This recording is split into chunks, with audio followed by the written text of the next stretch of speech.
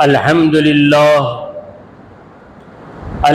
لله نحمده ونستعينه ونستغفره ونؤمن به ونتوكل عليه ونعوذ بالله من شرور أنفسنا ومن سيئات أعمالنا من يهده الله فلا مضل له ومن يضلله فلا هادي له ونشهد أن لا إله إلا الله وحده لا شريك له ونشهد أن سيدنا ونبينا وشفيعنا وحبيبنا ومولانا محمدا عبده ورسوله صلى الله تعالى عليه وآله وصحابه أجمعين وبارك وسلم. أما بعد فأعوذ بالله من الشيطان الرجيم. بسم الله الرحمن الرحيم. ألا إن أولياء الله لا خوف عليهم ولا هم يحزنون الذين آمنوا وكانوا يتقون لهم البشرى في الحياة الدنيا وفي الآخرة لا تبديل لكلمات الله ذلك هو الفوز العظيم. صدق اللہ مولانا العظیم. حاضرین محفل اور معزز خواتین، السلام علیکم ورحمۃ اللہ وبرکاتہ. اللہ رب العزت جل وعلا کا ہم پر بے پناہ کرم ہے کہ اس نے ہمیں آقائے نامدار احمد مختار مدنی تاجدار دونوں جہاں کے سردار حضرت محمد مصطفیٰ رسول خدا صلی اللہ تعالی علیہ وآلہ وسلم کی بابرکت امت میں پیدا فرمایا، اور کرم والا کرم یہ ہے کہ اس نے ہمیں سرکار غوث العظم دستگیر جیلانی محبوب سبحانی غوث سمدانی رضی اللہ تعالی عنہ وارضاہ کے چاہنے والوں میں شامل فرمایا. سامعین کرام، رب کا فضل ہے کہ اس مسجد میں سب سے پہلی مرتبہ میں ممبر پہ چڑھا ہوں 1984 میں 1984 میں، اور آج 40 برس ہو گئے. تو اس سال سے اب تک برابر 11ویں شریف کا بیان میں ہی کرتے آ رہا ہوں. ہاں 2 برس نہیں کر پایا، ایک 2017 میں اور 2023 میں، اس لیے کہ یہ دونوں سال میں بغداد شریف پہنچ گیا تھا 11ویں شریف کے موقع پر. گزشتہ سال یہ رات 11ویں کی رات ادھر ہی منانے کا اللہ نے موقع دیا، تو وہ 2 سالوں کو ہٹا دیں تو باقی 38 سال نہیں بلکہ 39 سال کہہ سکتے ہیں، کیونکہ ہجری تاریخ میں اور انگریزی تاریخ میں فرق ہے. انگریزی تاریخ انگریزی سال دیر سے گزرتا ہے اور 11 دن پہلے ہی ہجری سال ختم ہو جاتا ہے. بڑے لوگ اکثر کہتے ہیں کہ برسی 11 دن پہلے کرنا چاہیے. کیوں کرنا چاہیے؟ بڑے لوگوں کی عقل بھی بڑی ہے. کیوں کرنا چاہیے؟ مثلا کسی کا انتقال 16 نومبر کو ہوا تو 11 دن پہلے کریں گے تو 5 نومبر کو برسی کرنا. کیوں ایسا کرنا؟ اس لیے کہ 16 نومبر کو جو تاریخ رہے گی ہجری گزشتہ سال، اس سال وہی ہجری تاریخ آپ کو 5 نومبر میں ہو جائے، 11 دن پہلے ہو جائے. تو 11ویں شریف آج جو تاریخ ہے अक्टूबर के 14 है आज।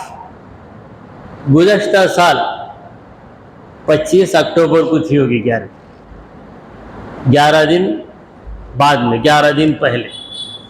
तो हमारे बुजुर्गान दीन जानते थे कि बच्चे अंग्रेज़ी तारीख़ ही जानते, हिजरी याद नहीं रखते, इसलिए आसानी से कह दिया कि जिस दिन वफ़ात हुई आइंदा साल तुम बरसी करोगे तो 11 दिन पहले करो, उसके बाद के साल करेंगे तो फिर 11 दिन पहले करो, ताकि हिजरी तारीख बराबर हो जाए। ये राज आज मैंने खोल दिया। ये बात तो बिल्कुल आसान है, मगर बहुत से लोगों के लिए राज बन गई। क्या वास्ते वो 11 दिन पहले करना, क्या वास्ते? इसलिए कि शमसी साल और क़मरी साल में 11 दिन का फ़र्क होता है। शमसी साल लंबा होता है और क़मरी साल 11 दिन उससे छोटा होता है। छोटा का मतलब 11 दिन के अंदर ही साल पूरा हो जाता है, क्योंकि इसमें 29वें दिन का महीना भी है, 30 का है, और उसमें 30 का है, 31 का है। तो अब चलिए, ये बात में बात आ गई, मैंने आपके सामने ये वजाहत कर दी। तो आज की ये जो नूरानी महफिल है हमारी, सरकार गौसुल आज़म दस्तगीर जीलानी महबूब सुबहानी गौस समदानी शेख अब्दुल क़ादिर जीलानी क़ुद्दिसा सिर्रुहु नूरानी की बाबरकत महफिल है। हमारे गौस पाक के बारे में शाह अब्दुल हक मुहद्दिस दहलवी अलैहि रहमा फरमाते हैं, गौसुल आज़म दर मियाने औलिया चू मोहम्मद दर मियाने अम्बिया। वलियों के बीच गौसुल आज़म वो हैसियत रखते हैं जो नबियों के बीच हज़रत मोहम्मद मुस्तफ़ा सल्लल्लाहु अलैहि वसल्लम हैसियत रखते हैं। ये कैसे कह दिया? सरकार दो आलम सल्लल्लाहु अलैहि वसल्लम अंबिया में ऐसे मुमताज़ हैं कि आप आखिरी नबी हैं। गौसुल आज़म तो आखिरी वली नहीं है। तो देखिए, हुजूर सल्लल्लाहु अलैहि वसल्लम जिस तरह नबियों में हैं उस तरह गौसुल आज़म वलियों में है।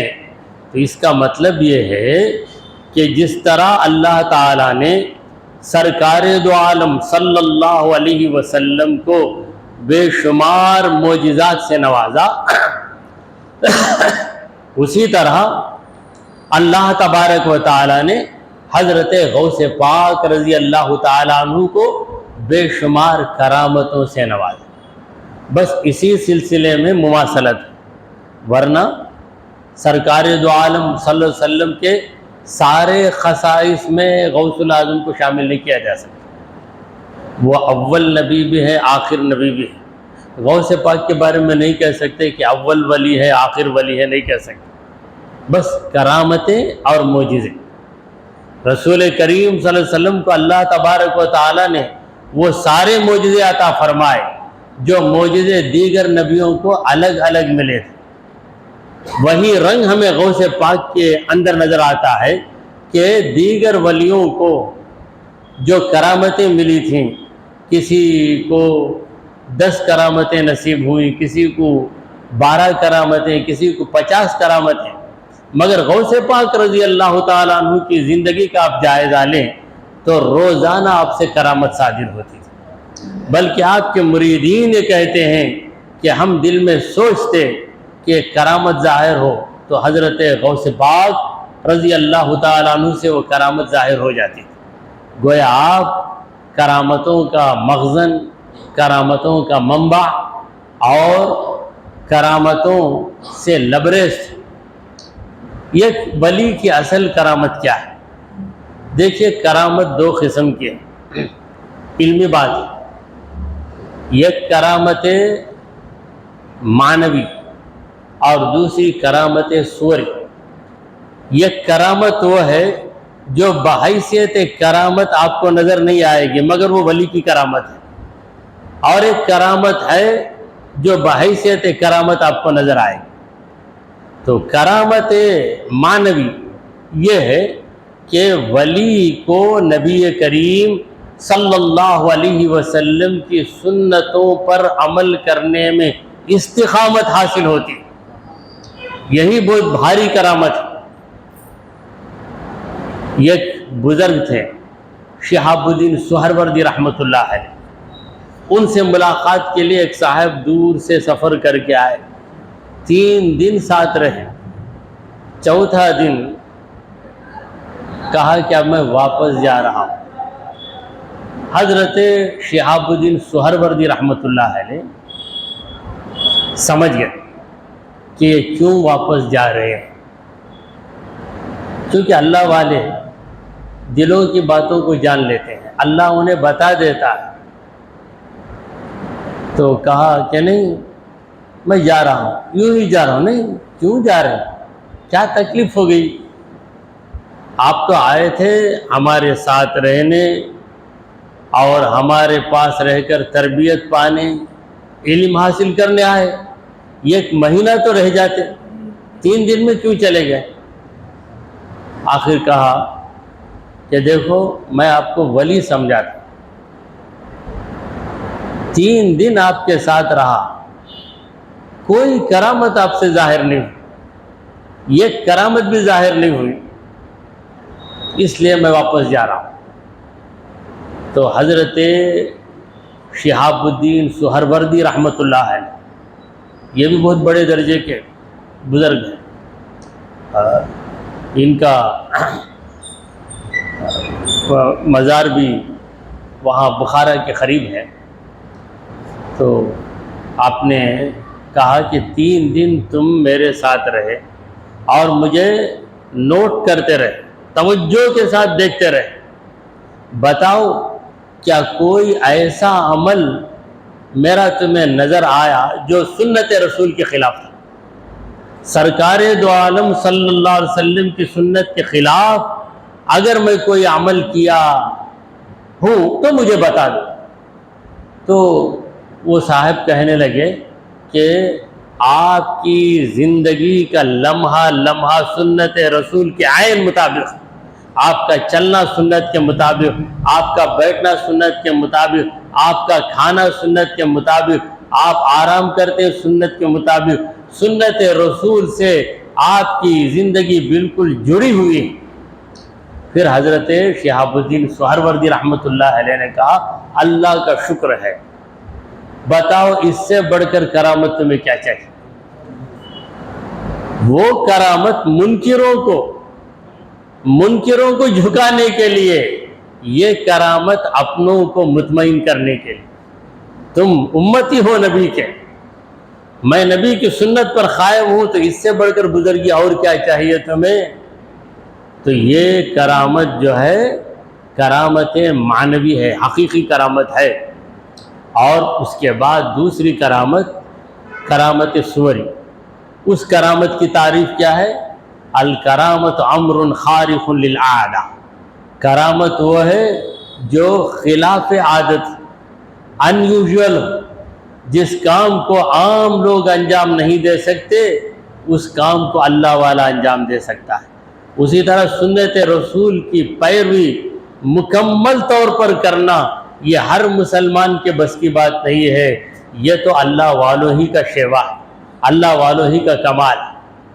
تو جو ولی ہوتا ہے وہ اللہ کے قریب ہوتا ہے. آج ہم اولیاء کے بارے میں بات کریں کیونکہ آج جو جلسہ ہے یہ سلطان الاولیاء کا جلسہ ہے. کسی بھی ولی کے بارے میں آپ ذکر کریں گے تو خود بخود حضرت غوث العظم کا تذکرہ ہو جاتا ہے، کیونکہ جس ولی کے اندر جو بھی کمال آپ کو نظر آئے گا وہ کمال ضرور بضرور حضرت غوث العظم دستگیر جیلانی محبوب سبحانی رضی اللہ تعالیٰ عنہ کی ذات میں آپ کو نظر آئے. ہمارے غوث پاک کی جو زندگی ہے یہ کئی زاویوں پر مشتمل ہے، کئی زاویوں پر. یعنی غوث پاک کا یہ پہلو نہیں ہے کہ اسے بیان کر کے ہم کہہ دیں کہ ہم نے غوث پاک کے بارے میں سب کچھ بتا دیا. آپ عالم دین بھی ہیں، عارف کامل بھی ہیں، زاہد بے مثال بھی ہیں، سخی لاسانی بھی ہیں، مفتی اعظم بھی ہیں، قاضی برحق بھی ہیں.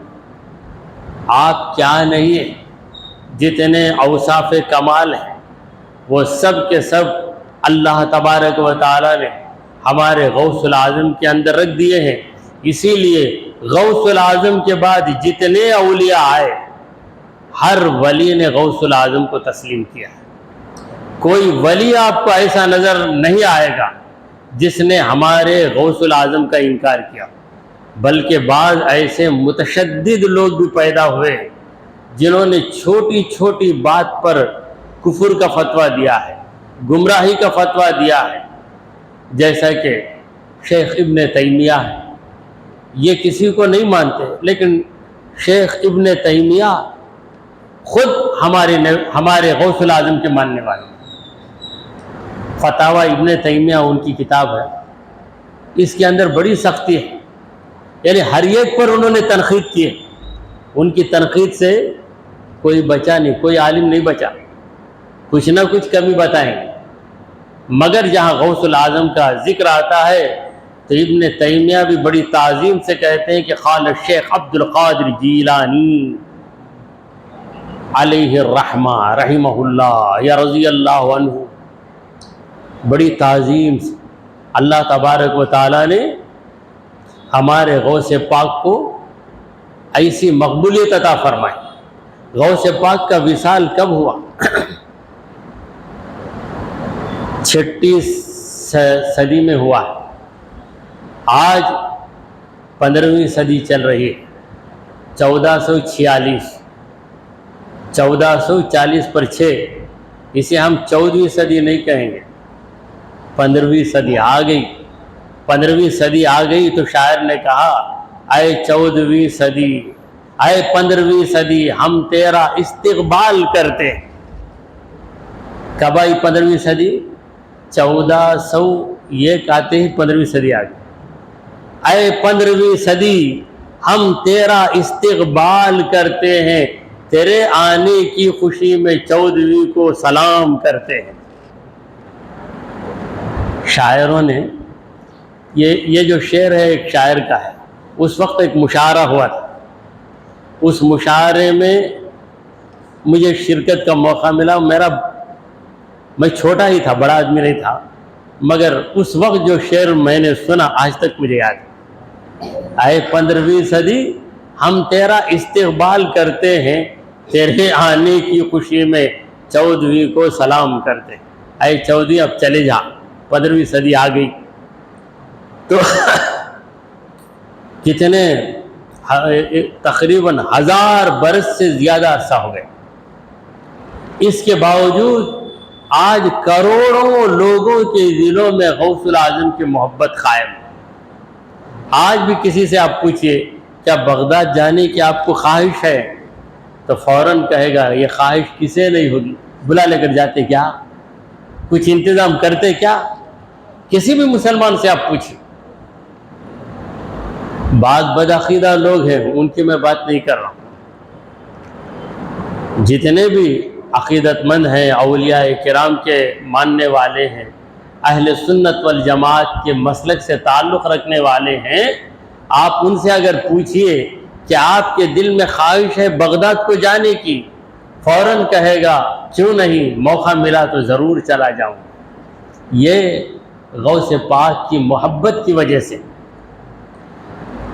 آج کتنے شیوخ ہیں دنیا کے اندر، شیوخ طریقت، جو لوگوں کے دلوں کا تزکیہ کر رہے ہیں، خانخواہوں کو انہوں نے قائم کیا ہے. آپ ان تمام کی نسبت دیکھیے تو قادری قادری قادری ہی آئے. کسی بھی اللہ والے کے مدار پہ جائیے، شاہ تراب الدین شاہ قادری، موسیٰ شاہ قادری. یہ قادری کس سے نسبت ہے؟ یہ قادری نسبت حضرت عبد القادر سے. آپ کا نام عبد القادر، وعبد القادر المشہور اسمی. عبد القادر غوث العظم کا نام، تو اسی نام کی نسبت سے قادری جو غوث العظم کا ہو گیا اسے قادری کہا جاتا ہے۔ ساری دنیا میں ہے قادری سلسلہ، ساری دنیا میں، مکہ میں بھی ہے، مدینہ میں بھی ہے۔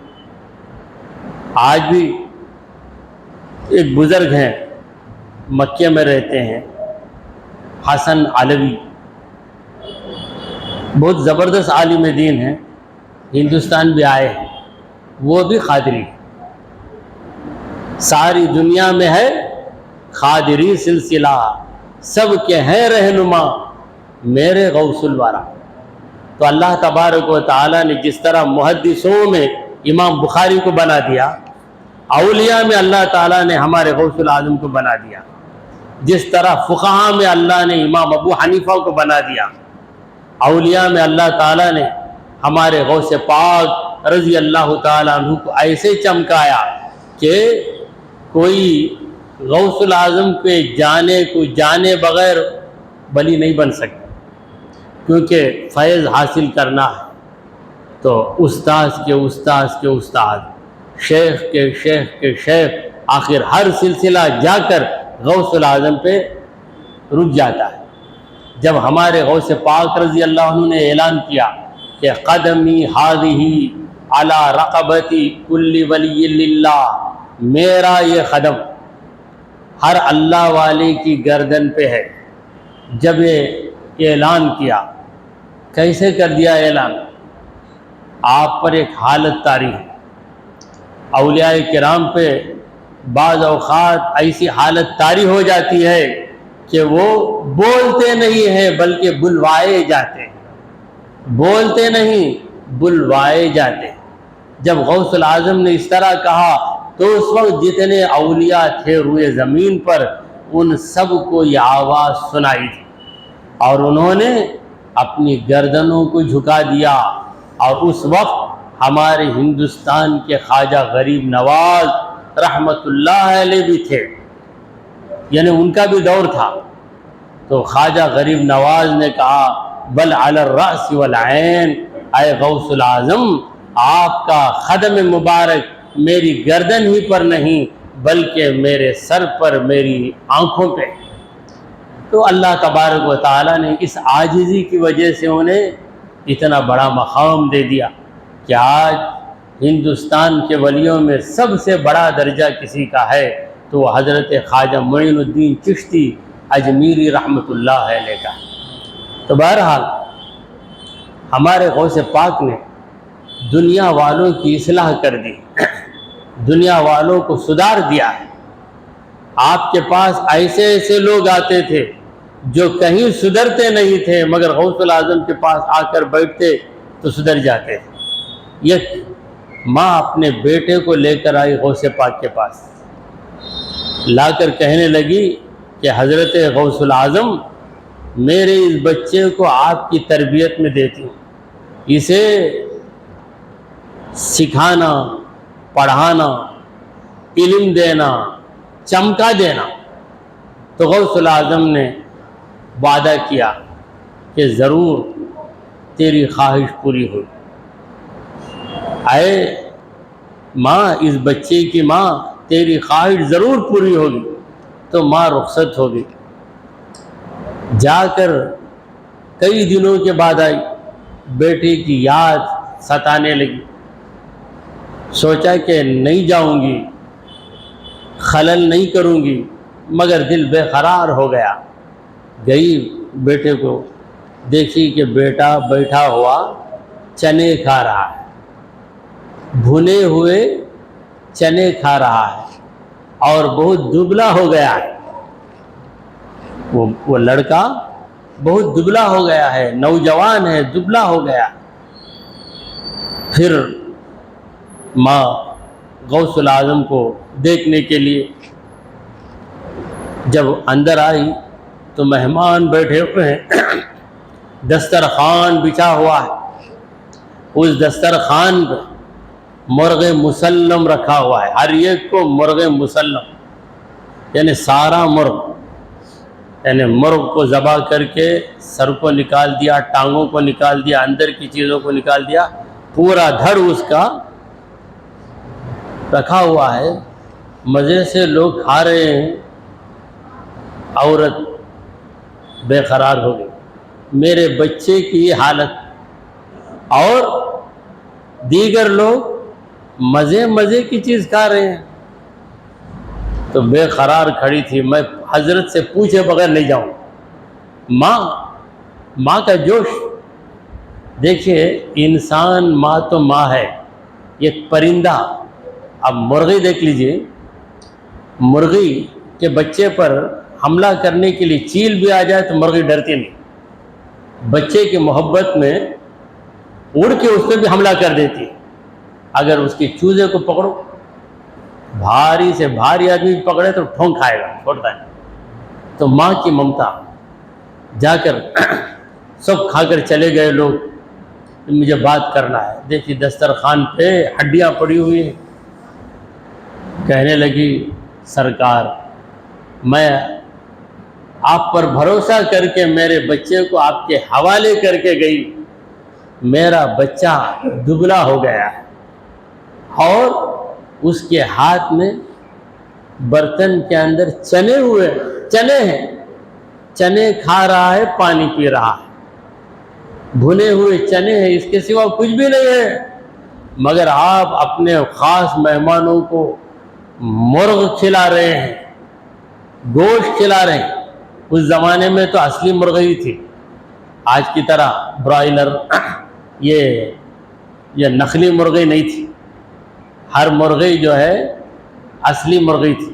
اب اصلی مرغی کا نام ہم نے کیا رکھ دیا ہے؟ مدراس میں ناٹی مرغی، مگر مدراس تمل ناڈو سے باہر گئے تو ناٹی مرغی کوئی نہیں سمجھتا، وہاں بولنا دیسی مرغی، اصلی مرغی۔ اب یہ جو اصلی مرغی ہے اس میں بھی دھوکہ دیتے ہیں لوگ، کچھ رنگ چڑھا دیتے ہیں، اسے اصلی سمجھ کر لے آتے، مگر وہ بھی نقلی ہوتی ہے۔ تو وہ زمانہ تو ایسا ہے، نقلی مرغیوں کا زمانہ نہیں تھا، تو بہترین خوشبو مہک رہی ہے، تو ماں نے پوچھا حضرت یہ کیا کام آپ نے کیا؟ کیا میرے بچے کو ایک ٹکڑا نہیں مل سکتا ہے کیا مرغی کا؟ تو آپ نے کہا کہ تو نے مجھ سے کیا وعدہ لیا؟ تو نے مجھ سے کیا وعدہ لیا؟ وعدہ یہ لیا کہ میں تیرے بچے کو چمکاؤں اور تیرے بچے کو رب کا ولی بناؤں۔ وعدہ تو ضرور کیا تھا، لیکن بچے کو اس طرح بھوکا مارنے کے لیے تو میں نے نہیں کہا تھا، میرا بچہ دبلا ہو گیا ہے، یہ عمر کھانے کی ہے۔ تو غوث العظم جلال میں آ گیا، وہاں ہڈیاں پڑی ہوئی تھی، ہڈیوں کو جوڑا، کہا قم باذن اللہ، زندہ ہو جا اللہ کے حکم سے، تو مرغہ زندہ ہو کے کھڑا ہوا۔ یہی وہ مرغہ ہے جسے لوگ کھا چکے، اب زندہ ہو گیا۔ تیرے بیٹے کو میں اس قابل بنانا چاہتا ہوں کہ وہ بھی ہڈیوں کو دیکھ کر کہے زندہ ہو جا، تو زندہ ہو جائے گا، مگر اس قابلیت کے پیدا کرنے کے لیے مرغہ کھلانے کی ضرورت نہیں، چنا کھلانے کی ضرورت ہے۔ یہ ریاضت ہے۔ وہ جو مہمان آئے تھے وہ باہر کے تھے، ان سے مجھے کیا لینا دینا ہے، کھلا کے بھیج دیا، چلے گئے۔ تیرا بیٹا میرا ہے، میرا، میں جیسا کھاتا تھا ویسے کھلاتا ہوں، میں جیسا ہوں ویسا بناتا ہوں۔ تو نے اس بچے کو میرے حوالے کیا، میں اسے مرغ کھلا کے برباد نہیں کروں گا، چنے کھلا کر اسے روشن بنا دوں گا۔ جا تیرے بیٹے سے پوچھ کہ وہ کیا سے کیا ہو گیا ہے۔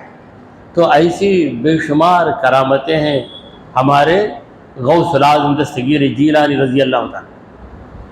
مردے کو زندہ کر دینا یہ عیسیٰ علیہ السلام کا معجزہ ہے۔ عیسیٰ علیہ السلام کا معجزہ حضرت غوث العظم دستگیر جیلانی رضی اللہ تعالیٰ عنہ کے اندر کرامت بن کے ظاہر ہو رہا ہے۔ ایک موقع پہ غوث پاک رضی اللہ تعالیٰ عنہ واز فرما رہے ہیں، دوران واز ایک پرندہ آ گیا، پرندہ آ کر چہچہانے لگا، تو غوث پاک نے اس پرندے کی طرف دیکھا تو پرندہ 2 ٹکڑے ہو کے زمین پہ گر گیا، 2 ٹکڑے ہو کے گر گیا۔ نظر کے اندر وہ جلال تھا۔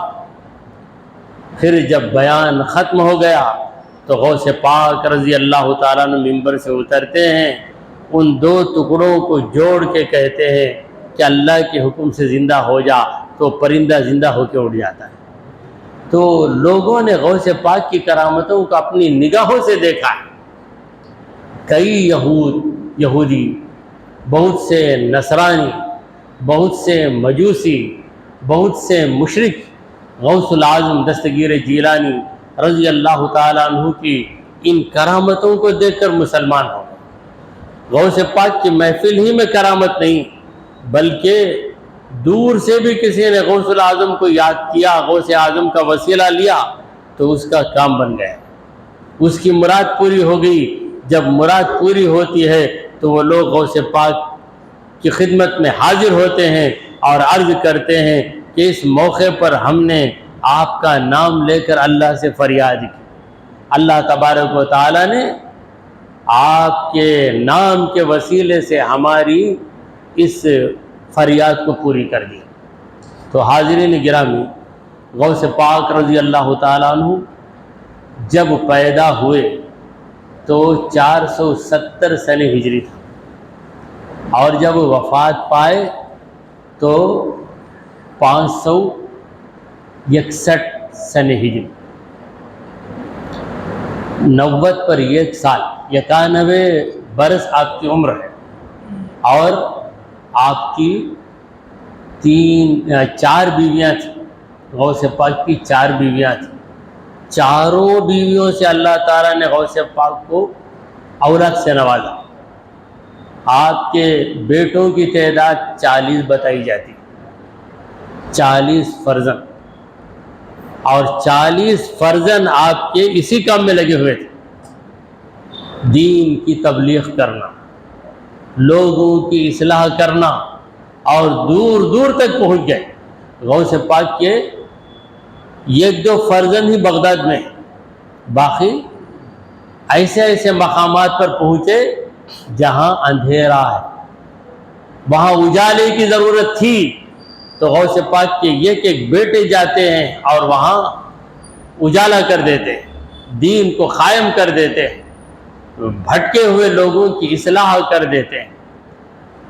بیٹوں کے ذریعے بھی آپ نے خدمتوں کو لیا ہے، دین کا کام غوث پاک کے فرزندوں سے ہوا ہے، اور آپ کے کئی خلفاء بھی ہیں جنہوں نے تربیت پا کر غوث پاک سے خلافت حاصل کی، وہ بھی دور دراز ملکوں میں چلے گئے اور انہوں نے بھی دین کا کام کیا۔ تزکیہ نفس یہ بہت اہم چیز ہے، نفس کو پاک کر دینا۔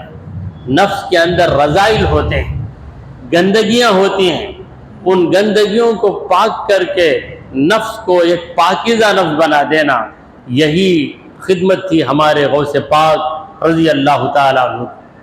سامعین کرام، اللہ تبارک و تعالیٰ نے غوث العظم کو دین کی خدمت کے لیے چن لیا۔ پروردگار عالم جس بندے سے جو کام لینا چاہتا ہے اس بندے کو اللہ تعالیٰ ان خوبیوں سے نواز دیتا ہے۔ ہمارے غوث پاک رضی اللہ تعالیٰ عنہ جب دنیا میں آئے تو سن ہجری 470، اور 470 کا جو عدد ہے وہ عشق کا عدد ہے، عین شین قاف۔ آپ نے کبھی یسر القرآن میں دیکھا ہوگا، جو کتابات سلمہ رزقہ جربہ، اس میں آخر میں آپ دیکھیں گے ابجد حوض حتی کلیمن صافظ قرشد سخت ززق، الف کے نیچے 1، بے کے نیچے 2، جیم کے نیچے 3 اور دال کے نیچے 4، ایسا ہے۔ آخری میں غین آئے گا، غین کے نیچے 1000 رہے گا، 1 سے 10 تک عدد جائے گا، پھر 20 30 40 50 60 70 80 90 100 کے بعد 200 300 400 500 1000 تک غین پر ختم ہو جاتا ہے۔ الف کا عدد 1، غین کا عدد 1000۔ تو عشق میں عین جو ہے 70، شین جو ہے 300، قاف جو ہے 100. کتنا ہو گیا آپ کو؟ 70 پلس 300 3 اور قاف 100، 470. 470 عشق کا عدد ہے. اسی سال 470 سن ہجری میں غوث پاک کی ولادت. اسی لیے شاعر کہتے ہیں جاء بعشق، میرے غوث آئے تو عشق کی دولت کو لے کر آئے. عشق کس کا عشق؟ دولت کا عشق نہیں، عورت کا عشق نہیں، دنیا کا عشق نہیں، اللہ اور اس کے رسول کا عشق لے کر آئے. ایسے عاشق اللہ کے، اللہ نے خود انہیں اپنا عاشق بنا دیا کہ جس رات پیدا ہوئے دوسرے دن ہی روزہ رکھے. دوسرے دن روزہ رکھا. افطار کا وقت جب تک نہیں آیا غوث پاک نے دودھ نہیں پیا. جب افطار کا وقت آیا تو آپ نے دودھ پینا شروع. اسی طرح پورا رمضان گزرا. پھر جب عید کا دن آیا تو دن کے وقت بھی آپ نے دودھ پیا. تو آپ کی والدہ کہتی ہیں کہ میرا بچہ بھی عجیب بچہ ہے. رمضان کے مہینے میں میرے عبد القادر نے کبھی دودھ نہیں پیا، میرے بچے نے روزہ رکھا. یہ اللہ تبارک و تعالیٰ کی طرف سے مہربانی ہے. ہر بچہ ایسا نہیں ہو سکتا، کیونکہ ہر بچہ غوث الاعظم نہیں ہے. ہر ایک ایسا شروع کر دے، ہو سکتا نہیں ہوگا. تو پھر ہر ایک بچہ رمضان میں دودھ پیے بغیر رہ جائے گا تو یہ بچوں کی عادت بن جائے گی، کرامت نہیں بنے گی. کرامت اسی کو کہتے ہیں جو کسی ایک سے صادر ہو اور دوسرے اسے نہیں کر سکتے، اسی کا نام کرامت ہے. تو اللہ نے اپنی محبت کے لیے غوث الاعظم کو چن لیا ہے. تو بچپن سے شریعت کی پابندی، دین کی پابندی، اللہ اور اس کے رسول کے حکموں کی پابندی، پوری زندگی اسی طرح گزر گئی، اللہ کی یاد میں گزر گئی. عشق شاعر نے بھی کیسا تصور کیا ہے. جاء بعشق، عشق لے کر آئے. عشق عین شین قاف. اب ہماری یہ جو مسجد ہے، مسجد اصلاح سازہ، اس میں بھی شعر لکھا ہوا ہے. اس شعر میں بھی ایک ایسا لفظ ہے جس سے وہ سال نکل جاتا ہے جس میں مسجد بنائی گئی.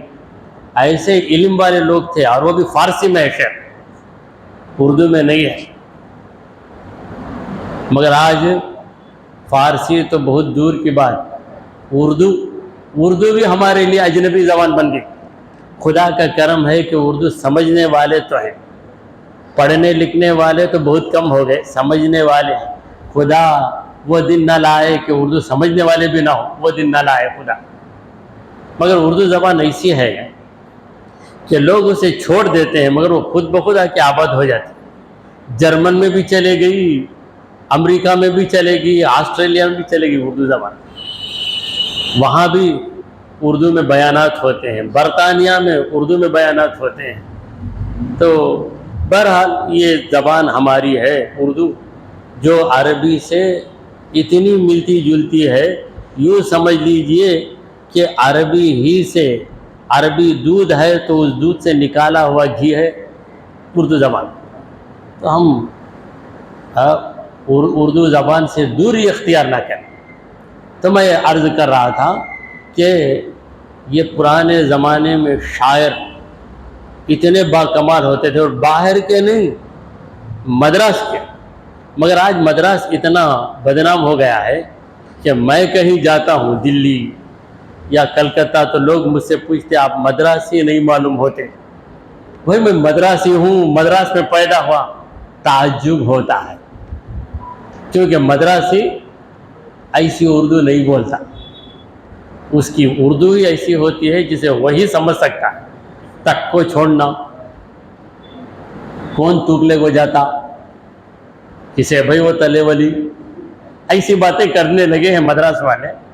مگر یہ دور آج کا ہے، مگر پچھلا دور مدراس ادیبوں کا شہر رہا ہے، شاعروں کا شہر رہا ہے، یہاں کے شاعر بڑے باکمال تھے۔ تو مسجدوں کے اندر جو کتبے لکھے ہوئے ہیں، آپ مسجد معمور کو جائیے، وہاں بھی کتبہ لکھا ہوا ہے، شعر ہے۔ شعر میں ایک ایسا لفظ شاعر لاتا ہے کہ اس لفظ کے حرفوں کی آپ گنتی لگائیں گے تو وہ سال نکل جائے گا جس سال میں مسجد کی بنیاد رکھی گئی۔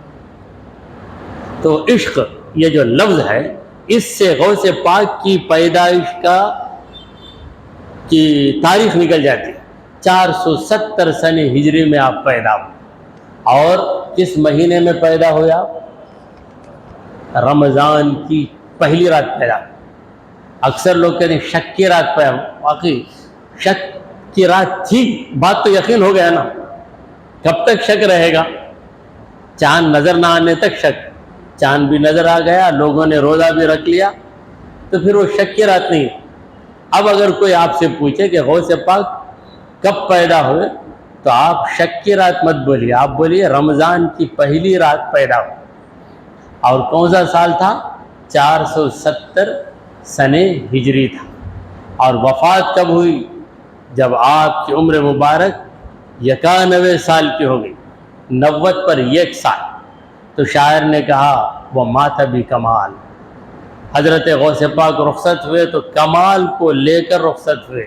وہ کمال کیا ہے؟ کاف 20، میم کے 40، 20 بھی 40 کتنا ہوا؟ 60، الف کا 1، 60 پر 1، اور لام کے 30، 60 پر 1 اور 30، 90 پر 1، یعنی کمال کا عدد ہے 91۔ تو کمال کو لے کر 91 سال کی عمر میں آپ کی وفات ہوئی، اور پوری زندگی آپ کی دین کی خدمت ہی سے عبارت ہے۔ زندگی بھر اللہ کو یاد کرتے بھی رہے، اور لوگوں کے دلوں میں اللہ کی یاد کو قائم کرتے رہے۔ اسی لیے ہمارے غوث پاک کا ایک شعر ہے، غوث پاک بھی شاعر تھے، کیا نہیں تھے، ادیب بھی تھے، خطیب بھی تھے، شاعر بھی تھے، مصنف بھی تھے۔ غوث پاک کی کتابیں ہیں، غنیۃ الطالبین، اس کا دوسرا نام ہے الغنیہ لطالب الحق، المسمى غنیۃ الطالبین، غنیۃ الطالبین بھی کہتے ہیں، الغنیہ لطالب الحق۔ الغنیہ، غنیہ کا معنی کیا ہے؟ کافی ہے یہ تمہارے لیے، بس ہے۔ ینف کہتے ہیں نا انگریزی میں، ینف، بس۔ کس کے لیے بس ہے یہ کتاب؟ لطالب الحق، جو بھی حق کی طلب رکھتا ہے اس کے لیے یہ کتاب بس ہے۔ نام اس کا الغنیہ لطالب الحق۔ پھر اس کو غنیۃ الطالبین بھی کہا گیا، یعنی طلب کرنے والوں کے لیے کافی ہو جانے والی کتاب۔ اور غوث پاک کے بیانات، آج تو ہم بیانوں کو ریکارڈ کر لیتے ہیں، ایک زمانہ ٹائپ ریکارڈر میں ریکارڈ کرتے تھے، آج موبائل میں ریکارڈ کر رہے ہیں، ساری سہولتیں ہیں۔ اس کے باوجود ہماری تقریریں چند دنوں کے بعد غائب ہو جاتی، ڈیلیٹ ہو گئی، ہم خود کہہ دیتے۔ غوث پاک کی تقریریں آج بھی باقی، غوث پاک کے جو خطبات ہیں آج بھی باقی ہیں، اور آپ کا بیان لکھنے کے لیے 400 علماء محفل میں حاضر رہتے تھے، 400 علماء لکھتے تھے، کیونکہ آپ کے بیان میں وہ باتیں نکلتی تھیں جن باتوں کو علماء کتابوں میں حاصل نہیں کر سکتے۔ تو نے پی کتابوں سے، میں نے پی نگاہوں سے، ہے بڑا فرق واعظ میرے تیرے پینے میں۔ کتابوں سے بھی علم آتا ہے، بزرگوں کی باتوں سے بھی علم آتا ہے۔ یہ علم چھلکا ہے، وہ علم مغز ہے، مگر چھلکے کی بھی ضرورت ہے، چھلکا نہ ہو تو مغز کی حفاظت نہیں ہوتی، چھلکے کے بغیر مغز کی حفاظت نہیں ہوتی۔ اگر اللہ یوں ہی موز کو پیدا کر دیتا ہے چھلکے کے بغیر، تو کیا آپ موز کھا سکتے ہیں؟ اس پہ گرد جم جاتی، پرندوں کی بیٹ اس پہ گر جاتی، اس کی حفاظت کے لیے اللہ نے کیا کر دیا؟ اس پر پوست چڑھا دیا، اس کا چمڑا ہے، یعنی موز کا چھلکا۔ تو غوث پاک اپنے بیانات میں کہتے ہیں تمہارے پاس چھلکا ہے، میرے پاس مغز ہے۔ کیا مطلب؟ تمہارے پاس ظاہر علم ہے، میرے پاس باطنی علم ہے۔ تمہارے علم سے تم شریعت کے پابند بن جاؤ گے، میں جو علم دے رہا ہوں اس سے تمہارے دلوں میں طریقت اتر جائے گی۔ ہے شریعت میں عبادت تن کے ساتھ اور طریقت میں عبادت من کے ساتھ۔ کون کہہ رہے ہیں؟ میر حیات میسوری رحمۃ اللہ ہے۔ میسور میں ان کا مزار ہے، اور ان کی تعلیم کہاں ہوئی معلوم؟ دارالعلوم لطیفیہ میں، بیلور میں، تمل ناڈو میں تعلیم ہوئی، اور دارالعلوم لطیفیہ میں خالص اردو ہی میں تعلیم تھی۔ تو وہاں سے پڑھ کر میسور گئے، تو ان کی کتاب ہے مصباح الحیات، حضرت میر حیات میسوری رحمۃ اللہ۔ آج ہمارا حال یہ ہو گیا ہے کہ ہمارے جو باپ دادا ہیں، جو بزرگ ہیں، ان سے ہی ہم بے خبر ہو گئے، ان سے ہی ہم بے خبر ہوتے چلے جاتے ہیں۔ تو بہرحال ان محفلوں کے ذریعے بہت سی معلومات ہمیں حاصل ہو جاتی ہیں۔ تو میر حیات میسوری رحمۃ اللہ علیہ فرماتے ہیں ہے شریعت میں عبادت تن کے ساتھ اور طریقت میں عبادت من کے ساتھ، در حقیقت ہے عبادت جان سے، معرفت میں دید ہے سبحان سے۔ تو شریعت میں نماز یہ ہے کہ تمہارے ہاتھ بن گئے، جسم جھک رہا ہے، سجدے میں پیشانی جا چکی ہے، یہ شریعت کی عبادت ہے، یہ لازمی ہے۔ اور طریقت کی عبادت یہ ہے کہ آپ کا دل رب کی بارگاہ میں جھک گیا ہے، دل بھی جھک جائے۔ اللہ تبارک و تعالیٰ نے دونوں کا ذکر کیا ہے، وَهُمْ راکعون، میرے بندے رکوع کرتے ہیں، اور دوسری جگہ فرمایا الذین هم فی صلاتہم خاشعون، میرے بندے خشوع کرتے ہیں۔ رکوع بھی چاہیے، خشوع بھی چاہیے۔ رکوع کی صورت ہے کہ آپ جھک گئے، گھٹنوں کا آپ پکڑ لیا، اس کا نام رکوع ہے۔ خشوع کیا ہے آپ کیا بتائیں گے؟ کیا خشوع کی کوئی صورت بتائیں گے؟ اس کی صورت نہیں ہوتی، خشوع کی کیفیت ہوتی، اور وہ کیفیت کہاں ہوتی ہے؟ دل میں ہوتی ہے۔ دل اس کا بڑا اہم رول ہے، اس کا بہت بڑا مقام ہے۔ ہمارے پیارے نبی محمد عربی صلی اللہ تعالی علیہ وآلہ وسلم نے فرمایا کہ ان فی الجسد لمضغہ، یقیناً جسم کے اندر گوشت کا ایک لوتھڑا ہے، اذا صلحت صلح الجسد کلہ، جب وہ سدھر جائے تو سارا بدن سدھر جاتا ہے، وَإِذَا فَسَدَتْ، جب وہ بگڑ جاتا ہے، فَسَدَ الْجَسَدُ كُلُّهُ، پورا جسم بگڑ جاتا ہے۔ دل میں رب کی یاد رہے تو آپ کی نماز جاندار نماز، دل میں رب کی یاد نہیں مگر آپ نماز بھی پڑھ رہے ہیں تو آپ کی یہ نماز مردہ نماز، زندہ نماز مردہ نماز، دونوں نمازیں۔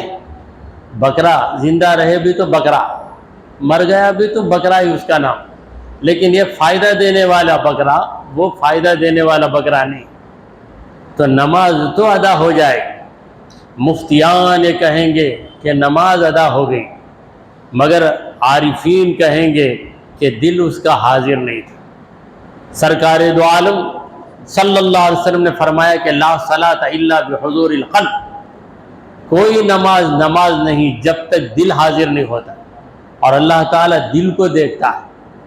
سرکار دو عالم صلی اللہ علیہ وآلہ وسلم نے فرمایا ان اللہ لا ينظر الى صورکم واموالکم ولکن ينظر الى قلوبکم واعمالکم، اللہ تعالیٰ نہ تمہاری صورتوں کو دیکھتا ہے نہ تمہاری دولتوں کو دیکھتا ہے، اللہ تبارک و تعالیٰ تمہاری نیتوں کو دیکھتا ہے اور تمہارے عمل کو دیکھتا ہے۔ یعنی نیت اور عمل کو حضور نے جوڑ دیا۔ عمل جسم ہے تو نیت اس کی جان ہے۔ جسم نظر آتا ہے، جان نظر نہیں آتی۔ عمل نظر آتا ہے، نیت نظر نہیں آتی. عمل کو لوگ دیکھتے ہیں، نیت کو رب دیکھتا ہے.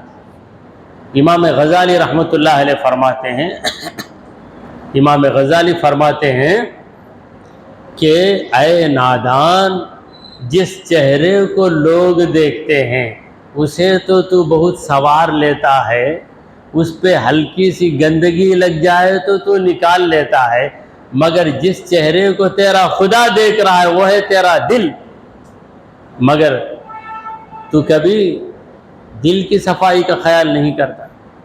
یہ جو چہرہ ہے یہ ٹوٹ جائے تو بدنما ہو جاتا ہے، مگر دل وہ ہے کہ جب ٹوٹ جائے تو خوشنما ہو جاتا ہے. دل وہ کہ شکستہ ہو تو عزیز تر ہے نگاہ آئینہ ساز. یہ دل وہ آئینہ ہے. کیسا آئینہ ہے کہ دوسرا آئینہ ٹوٹ جائے تو وہ بگڑ جاتا ہے، مگر دل کیسا آئینہ ہے کہ شکستہ ہو تو عزیز تر ہے نگاہ آئینہ ساز. یہ جو دل آئینہ ہے، اس کا آئینہ ساز کون ہے؟ یہ آئینہ بنانے والا کون ہے؟ پروردگار ہے. پروردگار دل کو کب چاہتا ہے؟ اس وقت چاہتا ہے جب دل ٹوٹ جاتا ہے. دل کب ٹوٹے گا؟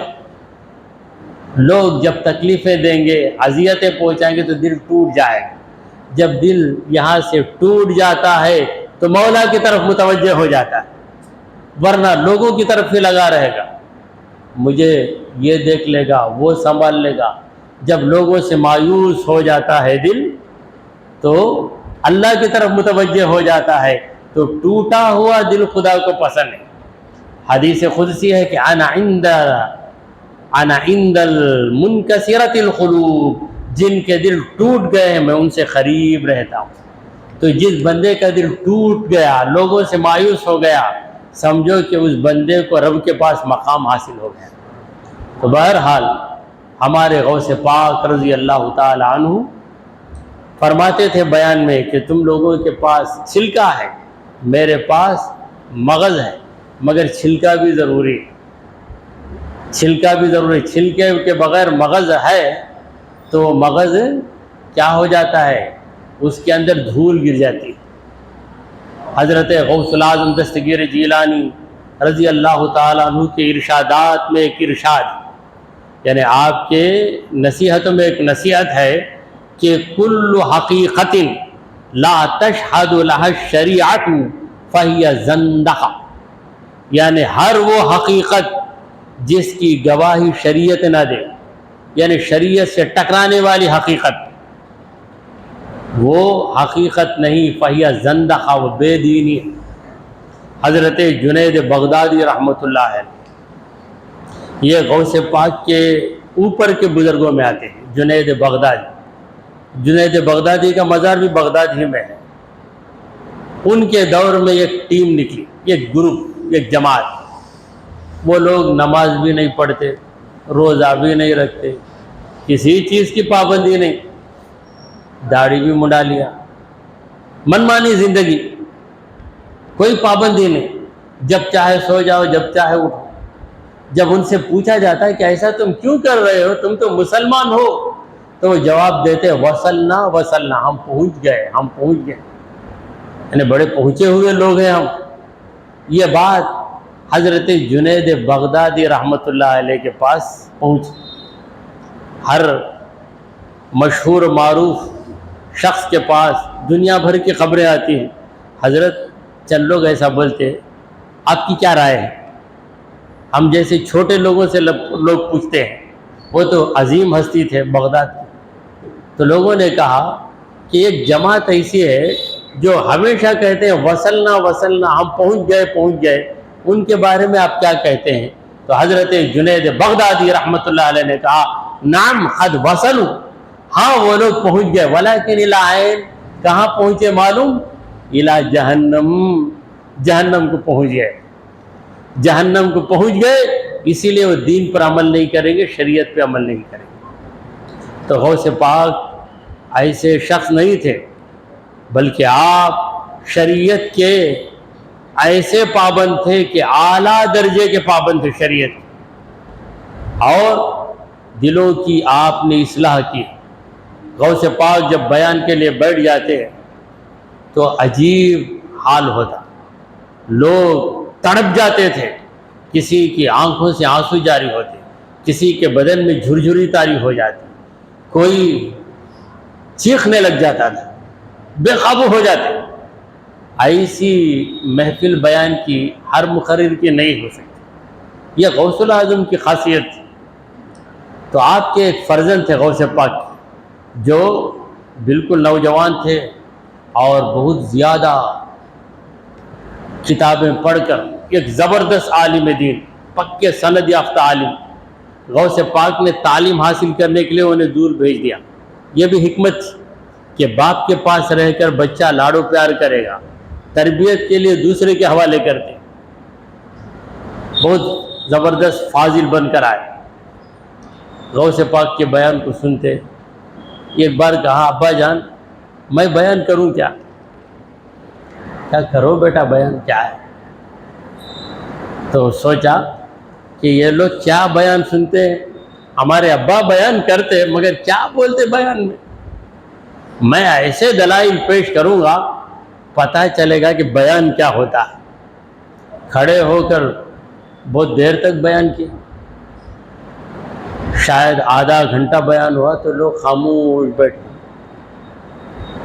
بیان ختم ہو گیا۔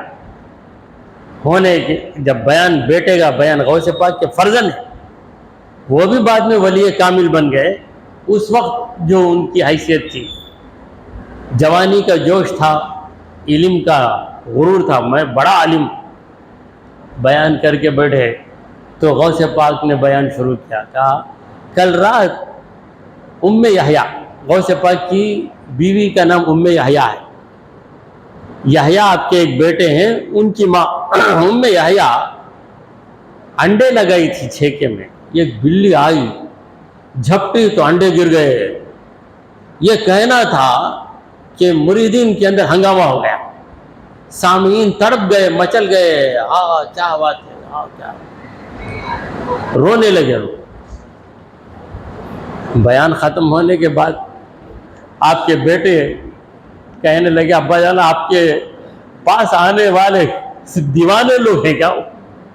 اتنی بھاری تقریر میں کیا، کچھ بھی اثر نہیں ہوا۔ آپ ایک قصہ سنائے، رات کو انڈے رٹک رہے تھے چھیکے میں، یہ بلی جھپٹی، انڈے گر گئے، بلی کو کچھ نہیں ملا کہ انڈے پورے ٹوٹ گئے۔ یہ بات پر کہا کہ تو کیا پاور ہے آپ کے اندر، آپ بیان کرتے ہیں تو لوگ مچل جاتے۔ تو غوث الاعظم نے کہا کہ بیٹا تو خود سے بولا، میں خدا سے بولا، تو سوچ سوچ کے بولا، میں رب سے پوچھ پوچھ کے بولا، تو جب بول رہا تھا تو تھا، میں بول رہا تھا تو میں نہیں تھا، عبد القادر نہیں بول رہا، قادر بلوا رہا تھا، میں فنا ہو کے بولا، تو باقی رہ کے بولا، لیکن جو سمجھ میرے مریدوں کو ہے، بیٹا تو بڑا عالم ہے لیکن میرے مریدوں کی سمجھ تجھے حاصل نہیں۔ کیا سمجھ تھی؟ ارے میرے مریدوں نے کیا سمجھا پتا ہے؟